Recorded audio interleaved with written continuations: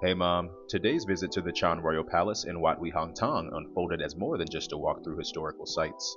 It became a layered movement through Pisanalo's geography, memory, and significance. The experience began as I crossed the Phra Watchawang Chan Bridge, a span over the Nan River that links the modern city center to the grounds where the palace once stood.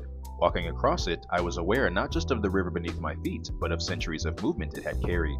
Traders, soldiers, pilgrims, and monarchs alike linking the northern reaches of the kingdom with the central plains.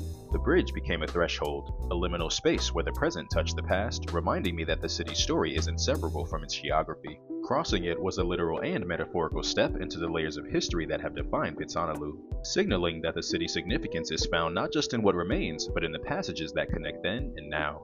Arriving at the Chan Royal Palace, the outlines of walls and foundations told a story of impermanence but also a vision. This was the seat of King Barama Tralakanat in the 15th century, the place from which he issued reforms that redefined governance for centuries to come. From here, he separated civil and military hierarchies, introduced ranks that stabilized the bureaucracy, and positioned Siam to resist both external threats and internal divisions. His decision to shift the capital to Phitsanulok was strategic, making use of the Nan River as a lifeline for trade and defense, while also anchoring the kingdom more firmly between the north and central plains. Though the palace hasn't survived beyond its foundations, its influence serves in Thailand's political DNA. From the palace, I moved to Wat Wi Hon Tong, a site that looks less like a functional building and more like a monumental relic of the past. At its center stands a large Buddha statue, surrounded by towering pillars that rise from ancient brick ruins, a composition that conveys both the scale of devotion and the skill of its builders. Unlike a working temple or assembly hall, this Wihan serves as a historical and spiritual symbol, representing the intertwining of faith, art, and power in Phitsanulok's past. Standing there, I could feel how the site communicated the city's significance.